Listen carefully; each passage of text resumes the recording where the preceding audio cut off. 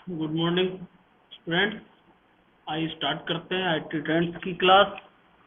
कल हमने पढ़ा था आईटी ट्रेंड्स में ई कॉमर्स, और ई कॉमर्स के एडवांटेज बताए थे मैंने, बेनिफिट्स बताए थे, क्या एडवांटेज है। साथ में मैंने आपको नोट्स भी स्टूडेंट प्रोवाइड कर दिया है, भेज दिया है, और मैंने माखनलाल का नोट्स भी आपको भेज दिया है, और ये नोट्स भी मैं आपको सेंड कर दूँ। ओके, तो आपको एडवांटेज कल मैंने बताए थे, क्या एडवांटेज होते हैं ई कॉमर्स के। आज हम बात करने वाले हैं एडवांटेज के साथ साथ डिसएडवांटेज, क्योंकि इसके कुछ डिसएडवांटेज भी हैं। वो कौन से हैं ई कॉमर्स के। जब हम ई कॉमर्स, हमने बताया था ऑनलाइन प्रोडक्ट्स को खरीदना या बेचना।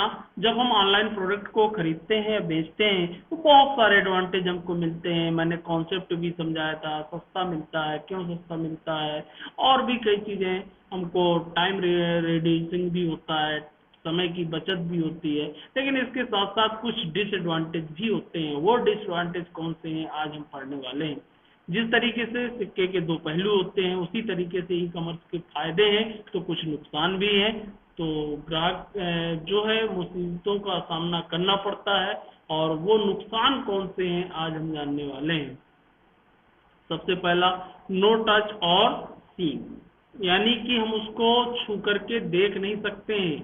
वो छू करके या देखकर प्रोडक्ट को खरीद नहीं सकते हैं। प्रोडक्ट की जो असली जानकारी है वो हमको नहीं मालूम होती है। जब हम किसी शॉप पे प्रोडक्ट खरीदने जाते हैं तो उसको हम हाथ में लेते हैं, देखते हैं, और प्लस छूते हैं और उसको चेक करते हैं अच्छा है कि खराब है। ये फैसिलिटी हमको शॉप पे मिलती है। लेकिन जब हम ऑनलाइन किसी प्रोडक्ट को परचेज करते हैं स्टूडेंट, तो उसको हम देख नहीं सकते हैं। या तो जब प्रोडक्ट आएगा तभी देख सकते हैं, उसी समय हमको डिसीजन लेना होगा। हम पहले से जो प्रोडक्ट देखते हैं, जो वर्चुअल प्रोडक्ट देखते हैं, डमी प्रोडक्ट देखते हैं, और वो भी कंप्यूटर पे ही देखते हैं, उसकी इमेजेस देखते हैं, एनिमेशन वीडियो देखते हैं। हम डायरेक्ट उस प्रोडक्ट को टच नहीं कर सकते हैं। ये सबसे बड़ा डिसएडवांटेज है। ओके स्टूडेंट, हम स्क्रीन पर ही उसको देख सकते हैं। इसके कारण दूसरा इसी से रिलेटेड जो डिसएडवांटेज है, ये सबसे बड़ा डिसएडवांटेज हुआ। और उसका जो सबसे बड़ा एडवांटेज था तो यही था कि सस्ते रेट पे हम प्रोडक्ट हमको मिल जाता है। लेकिन सबसे बड़ा डिसएडवांटेज जो है ई कॉमर्स का वो ये है कि किसी प्रोडक्ट को हम छूकर देख नहीं सकते हैं, और देख करके उसको परचेज नहीं कर सकते हैं। जैसे किसी दुकान पे जाते हैं तो उस प्रोडक्ट को हम देखते हैं। दूसरा, नो सेल्फ सर्टिफिकेशन, आत्म संतुष्टि कम होती है। जब हम आंखों में देखते हैं, छूकर देखते हैं, किसी प्रोडक्ट को हमको लेना है तो इसको आंख में देख लिए, छूकर देख लिए, ये हमारा प्रोडक्ट है, अच्छा है, खराब है, टूटा तो नहीं है, फूटा तो नहीं है, तो हमें सर्टिफिकेशन ज्यादा हो जाता है, और हमें आत्मा से उसकी संतुष्टि हो जाती है, और हमको लगता है नहीं अच्छा प्रोडक्ट है, हमको खरीद लेना चाहिए। लेकिन जब हम उसको देख नहीं पाते हैं, सिर्फ ऑनलाइन पे क्या करते हैं, उसको डिस्प्ले करके कंप्यूटर पे ही इमेजेस या एनिमेशन देखते हैं, तो हमें नो सर्टिफिकेशन होता है, हमें पूरी तरह से सेटिस्फाई उस प्रोडक्ट से नहीं होते हैं। तो दूसरा डिसएडवांटेज हुआ। तीसरा है नीड ऑफ टीच नॉलेज, यानी कि टेक्निकल नॉलेज। हमको टेक्निकल नॉलेज की भी आवश्यकता है। हमको यदि ऑनलाइन प्रोडक्ट खरीदना है स्टूडेंट, तो ऑनलाइन प्रोडक्ट खरीदने के लिए आपको मालूम है मोबाइल से या लैपटॉप या कंप्यूटर का यूज करना पड़ेगा, और उसी के माध्यम से आपको ऑर्डर करना पड़ेगा कि प्रोडक्ट कब आएगा, कब नहीं आएगा, उसकी टर्म कंडीशन को पढ़ना पड़ेगा। इसके लिए कहीं ना कहीं आपको टेक्निकल नॉलेज का होना भी जरूरी है। यदि आप टेक्निकल नॉलेज नहीं रखते हैं तो आप ना तो नेट बैंकिंग यूज कर सकते हैं, ना कोई पेमेंट सिस्टम यूज कर सकते हैं, और ना ही सही तरीके से प्रोडक्ट को परचेज कर सकते हैं। इसलिए ऑनलाइन शॉपिंग के लिए हमको टेक्निकल नॉलेज होना भी जरूरी है।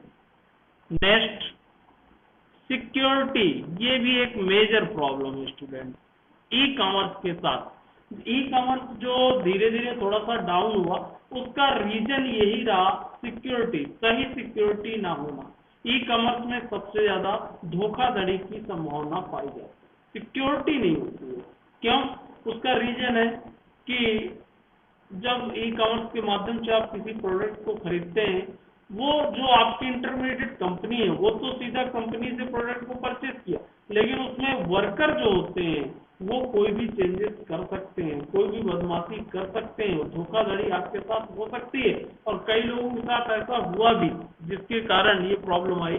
मान लीजिए आपने कोई प्रोडक्ट मंगाया और जो वर्कर हैं उन्होंने प्रोडक्ट चेंज कर दिया, डुप्लीकेट प्रोडक्ट उसके अंदर रख दिया, ओरिजिनल निकाल लिया। इस प्रकार की प्रॉब्लम्स हो सकती है स्टूडेंट। तो इसलिए ये एक मेजर प्रॉब्लम है इसमें सिक्योरिटी की। थोड़ा सा सिक्योरिटी जो आपकी है वो सही नहीं है, और इसीलिए इसका थोड़ा सा ग्राफ डाउन हुआ।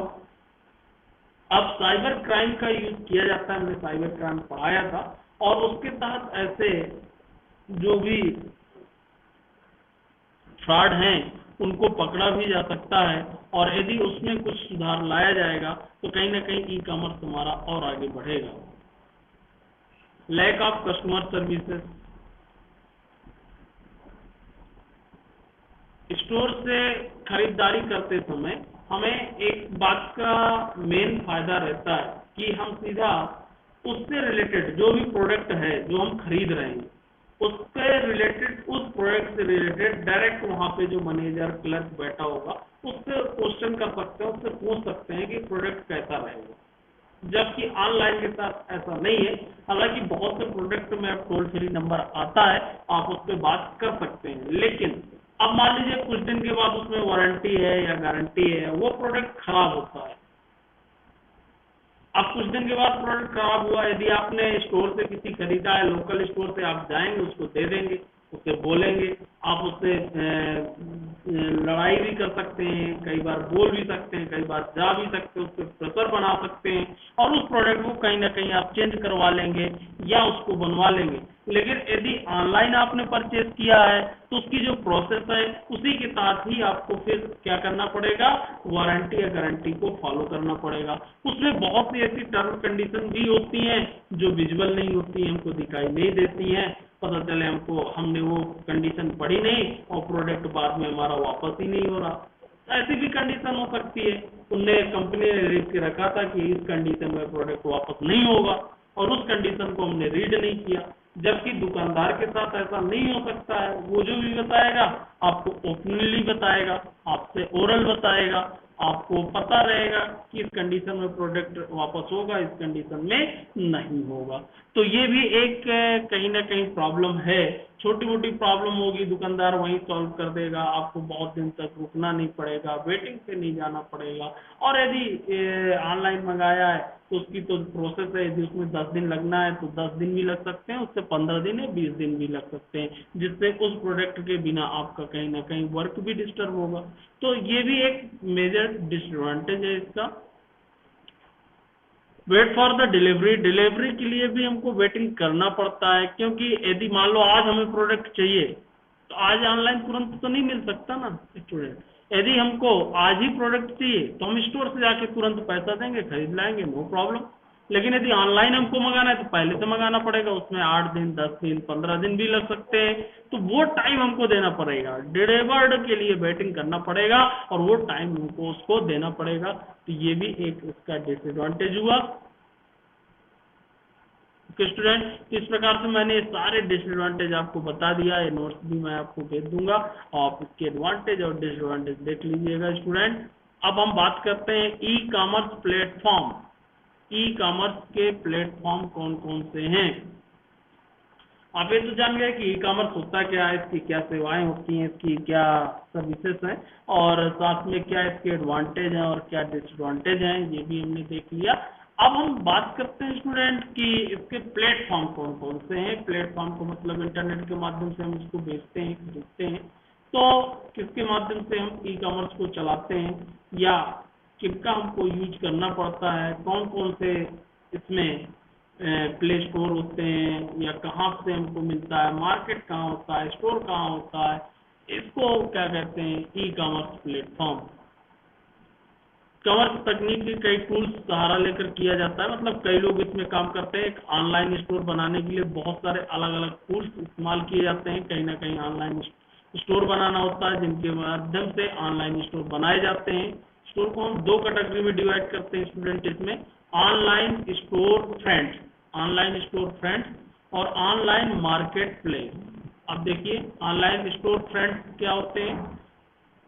मर्चेंट अपना ऑनलाइन स्टोर किसी भी वेबसाइट के माध्यम से बनाते हैं और ये सबसे सीधा और आसान तरीका है ऑनलाइन स्टोर बनाने का। अधिकतर बिजनेस इसी तरह से अपना व्यापार करते हैं। एक्चुअल में होता क्या है ऑनलाइन स्टोर का कि मैं आपको बता दूं स्टूडेंट कि यदि आपके पास कोई प्रोडक्ट है आपको बेचना है, आज तो ऐसे भी बहुत सोशल मीडिया भी ये फैसिलिटी प्रोवाइड करते हैं, जैसे फेसबुक में भी आपको बेचने खरीदने के लिए मिल जाता है। बाकी आपको क्या करना पड़ता है, मोस्टली आपको एक वेबसाइट तैयार करनी पड़ती है और उस वेबसाइट पे आप जो भी प्रोडक्ट सेल करना चाहते हैं उसका एडवर्टीजमेंट कर देते हैं और उसको आप शेयर करते हैं, लोगों तक पहुंचाते हैं। जितना ज्यादा आपका एडवर्टीजमेंट होगा लोग बाग आप उसको खरीदेंगे।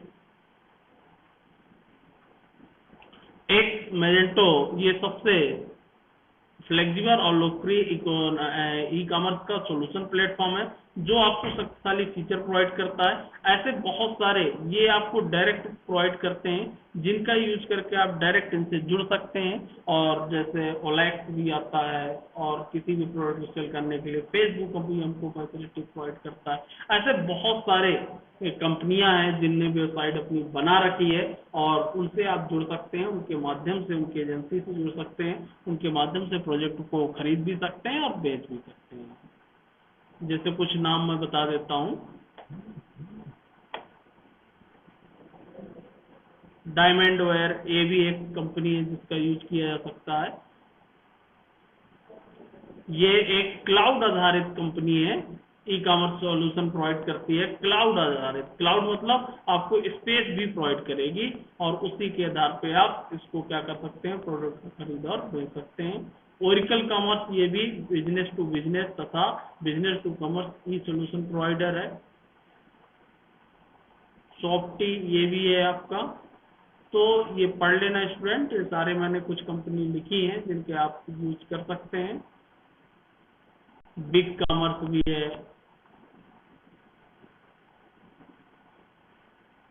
ये सारी कंपनियां हैं, प्लेटफॉर्म है जिनको हम यूज कर सकते हैं। दूसरा है आपका online market places. Online market places एक प्रकार के बीच वाले हैं जो बीच में काम करते हैं। जैसा कल मैंने आपको समझाया था कि जैसे अमेजॉन है, फ्लिपकार्ट है, इनका तो स्वयं का स्टोर है। देखो स्टूडेंट, इनने स्वयं का स्टोर बनाया फिर आपको दिया। तो ये कहीं ना, मैंने यहाँ पे दो कैटेगरी बताई, ऑनलाइन स्टोर फ्रंट जिनका ऑनलाइन स्टोर फ्रंट है और स्वयं का स्टोर बना करके अपना क्या कर रहे हैं, प्रोडक्ट को सेल कर रहे हैं। लेकिन एक तरह से मैंने दूसरा बताया आपको online market place. Online market place में कल मैंने एक एग्जाम्पल समझाया था, जिन लोगों ने नहीं देखा हो देख ले। वो सीधे कंपनी से अटैच होते हैं और इधर कस्टमर से बीच में कौन काम करता है, जो ऑनलाइन मार्केट प्लेस पे काम करते हैं। जैसे अमेजॉन हुआ, फ्लिपकार्ट हुआ, इनके पास कोई पैसा नहीं था, इनने कोई इन्वेस्टमेंट नहीं किया, इनने कोई कंपनी नहीं खोला, इनने कोई स्टोर नहीं अपना बनाया। इनने सिर्फ क्या किया है, कांटेक्ट किया है कंपनी से और इधर किससे कांटेक्ट किया है, कस्टमर से। वेबसाइट बना करके कस्टमर, और जिसके पास ज्यादा कलेक्शन होगा, डेटाबेस होगा, यानी कि ज्यादा कस्टमर होंगे, सीधी सी बात है उसका मार्केट बहुत अच्छा होगा। इसीलिए आईडी बनवा लेते हैं, आपको अपने अंडर में रख लेते हैं, तो डेटाबेस को कलेक्ट करते हैं कि इनके पास कितना डेटा है। जिस कंपनी के पास ज्यादा डेटाबेस हो जाएगा, ज्यादा कस्टमर हो जाएंगे, उसको ज्यादा बेनिफिट मिलेगा स्टूडेंट। तो ऑनलाइन स्टोर जो बिचौलिए होते हैं, एक तरह से आप कह सकते हैं बीच में काम करते हैं, इंटरमीडिएट काम करते हैं, ये सीधा कंपनी से खरीदते हैं और कस्टमर से जुड़कर आपको प्रोडक्ट पहुंचा देते हैं। अलग अलग जगहों पर ऑनलाइन बाजार उपलब्ध होते हैं। कई बार से ऐसा भी कर लेते हैं स्टूडेंट, हम आपको बता दें कि जो लोकल आपका मार्केट होता है उनसे भी कांटेक्ट कर लेते हैं, होलसेलर रिटेलर से भी कांटेक्ट कर लेते हैं कि हमारे पास जो कस्टमर आएगा आप वहां से दे देना, इतना सस्ता थोड़ा दे देना हमको, हम ज्यादा माल आपको बिकवा देंगे। तो पता चले उसी स्टोर से, आपके लोकल स्टोर से ही प्रोडक्ट को उठा करके आपको दे दिया गया। लेकिन जो प्रोडक्ट मान लो यहाँ अवेलेबल नहीं है, दिल्ली में है, कानपुर में है, तो फिर वहां से उसको मंगवाते हैं। तो आज एक करोड़ों का बिजनेस कर रहे हैं स्टूडेंट, इनने कुछ भी ज्यादा पैसा नहीं लगाया है।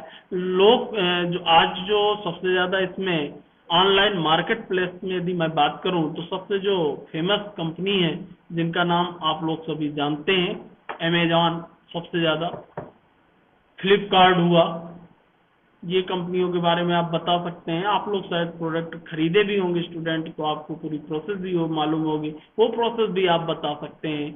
लेकिन इनका मेन उद्देश्य होता है कस्टमर को क्या करना है, अडॉप्ट करना, उसको रोकना, डेटाबेस को अपने मजबूत करना। ईवे, ये फ्लिपकार्ट हुआ, स्टे हुआ, ये सभी अलग अलग एक तरह से। और अमेजॉन तो एक ऐसी कंपनी है लगभग सभी प्रोडक्ट ए टू जेड सभी पहुंचाती है, सब कुछ बेचती है। कुछ ऐसे कंपनियां हैं, अलीबाबा, ये भी एक कंपनी है। तो ये सारी कंपनियां हैं, किसी भी कंपनी के बारे में आप बता सकते हैं, थोक निर्माता, और इसके लिए आप सप्लायर, दोनों चीजें यूज कर सकती हैं। एक चीनी कंपनी है, चाइना की कंपनी है। इंडिया मार्ट, इसका भी नाम सुने होंगे आप। इंडिया मार्ट अलीबाबा की तरह ही वर्क करती है। तो बहुत सारी ऐसी कंपनियां हैं जो आपकी किसमें काम करती हैं, ऑनलाइन मार्केट प्लेस में। लेकिन इनका उद्देश्य वही है, प्रोडक्ट को खरीदना और बेचना। कई कंपनियां ऐसे भी हैं पुराने पुराने प्रोडक्ट भी खरीदती हैं और उनको भी बेचती हैं। ओके, तो ये मैंने ई कॉमर्स के बारे में बताया। अब इसके आगे जो हमारा सिलेबस है स्टूडेंट, ई पेमेंट सिस्टम। ई पेमेंट सिस्टम क्या है, इसको हमको डिटेल में स्टूडेंट अब पढ़ना है कि ई पेमेंट सिस्टम हमारा क्या है। तो आइए हम बात करते हैं। जब ऑनलाइन हम प्रोडक्ट को खरीदते हैं स्टूडेंट, तो हमको ई पेमेंट सिस्टम की भी आवश्यकता होती है। यानी कि कई बार तो सीओडी भी मिल जाता है कि जब घर में आपको प्रोडक्ट मिलेगा तब आप पेमेंट कर देंगे। लेकिन कई कंपनियां ऐसा भी करती हैं कि पहले ही पेमेंट ले लेती हैं, बाद में प्रोडक्ट बेचती हैं। और तो इसी से रिलेटेड जब ऑनलाइन प्रोडक्ट को हम खरीदते हैं तो हमको ऑनलाइन पेमेंट भी करने की आवश्यकता होती है। तो जो ऑनलाइन हम पेमेंट एक्चुअल में करते हैं स्टूडेंट, तो कितने तरीके से कर सकते हैं, किस तरीके से करते हैं, कौन कौन से मेथड है, वो हम इसके अंदर जानेंगे। ई पेमेंट चेक या नकदी के रूप में बिना इलेक्ट्रॉनिक माध्यम से लेन देन करने या सेवाओं को पेमेंट करने का एक तरीका है। यानी कि हम बिना कैश का उपयोग किए हुए, पैसा के बिना इलेक्ट्रॉनिक रूप से, हम जैसे बैलेंस कि हमारे पास इतना है, 500 रुपए है, हम 500 में 200 किसी और को भेज दिया, तीसरे को भेज दिया, हमने पैसा नहीं लिया है, लेकिन हमने कहीं ना कहीं उसको ट्रांसफर किया, उसके अकाउंट में पहुंच गया, तो वो कहलाता है ई पेमेंट। ठीक है। इलेक्ट्रॉनिक पेमेंट जो आपका होता है किसी भी प्रोडक्ट को खरीदने के लिए, या आजकल तो हम किसी भी शॉप में जाते हैं वहां भी खरीदते हैं तो इलेक्ट्रॉनिक पेमेंट करते हैं। और आज की डेट में डिजिटल इंडिया है, ज़्यादा से ज़्यादा इलेक्ट्रॉनिक पेमेंट को बढ़ावा दिया जा रहा है। उससे सेफ्टी भी है, हमारे लिए भी सेफ्टी है कि हमको पैसा ले जाने की आवश्यकता नहीं होती है, हमारे अकाउंट में पैसा पड़ा रहता है और हम सीधा ट्रांजेक्शन कर देते हैं। आज एजुकेशन के क्षेत्र में फीस जमा करना हुआ या किराने का, मेडिकल का, किसी भी आप प्रोडक्ट को खरीदने जाते हैं तो आप सीधा इलेक्ट्रॉनिक पेमेंट कर सकते हैं। हर जगह इलेक्ट्रॉनिक पेमेंट की लगभग फैसिलिटी प्रोवाइड की गई है और हर व्यक्ति आज की डेट में लगभग यूज करने लगा है। मेरा मानना है कि 80% लोग तो आजकल इसको भी यूज कर रहे हैं, इलेक्ट्रॉनिक पेमेंट को। तो यहाँ पे मैं बताऊंगा इलेक्ट्रॉनिक पेमेंट के जो मेथड फंड ट्रांसफर के हैं इंडिया में। यानी कि जो इलेक्ट्रॉनिक पेमेंट का ट्रांसफर किया जाता है तो वो उसके मेथड कितने प्रकार के, कितने प्रकार से हम इलेक्ट्रॉनिक पेमेंट को ट्रांसफर कर सकते हैं। तो सबसे पहले मैं आपको बता दूं, यहाँ पे 3 तरीके यूज किए जाते हैं, 3 मेथड यूज किए जाते हैं हमारे भारत में फंड को ट्रांसफर करने के लिए। एक होता है आरटीजीएस, एक होता है नेफ्ट और एक होता है आईएमपीएस। ये आपने सुना भी होगा, देखा भी होगा, जब ट्रांसफर किया होगा उस समय इन ऑप्शन को हमको सेलेक्ट भी करना पड़ता है, लेकिन इनका हो सकता है आपको मीनिंग मालूम ना हो। तो अब हम जानेंगे कि आरटीजीएस क्या होता है, नेफ्ट क्या होता है, आईएमपीएस क्या होता है, इनका क्या मतलब है, किस प्रकार से हमको इनमें ट्रांसफर करना चाहिए, ये भी मैं आपको बता रहा हूँ। तो स्टूडेंट एक काम करते हैं, आज मैंने आपको डिसएडवांटेज बता दिया और साथ में इसका आपको इलेक्ट्रॉनिक पेमेंट के बारे में बता दिया। कल मैं आपको इन मेथड के बारे में डिटेल से बता देता हूँ कि कौन कौन से मेथड हमारे यूज किए जाते हैं। ओके स्टूडेंट, तो इतनी आप प्रैक्टिस करिएगा। आज की क्लास इन पर क्लोज कर रहा हूँ।